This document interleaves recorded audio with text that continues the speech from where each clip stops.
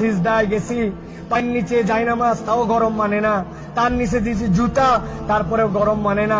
কপালে যাওয়ার পরে মনে হলো ফুসা পড়ে গেল। উঠার পরে সবাই তো তাড়াহুড়া করতেছে, আর উনি বলতেছে, আরে আমার পায়ের নিচে জায়নামাজ, আমার পায়ের নিচে জুতা, তারপরে আমার পায়ে গরম লাগে, আর আমার নবীর সাহাবীদেরকে কালেমা গ্রহণ করার জন্য এই পাথরের মধ্যে চিট করে শুয়ে রেখে বুকের উপরে পাথর জমাই দিয়েছে।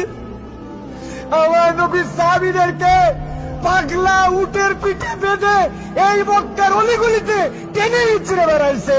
এই জায়গাতে তাদের বুকের উপরে পাথর চাপায় আগুনের মধ্যে দিয়ে দিছে।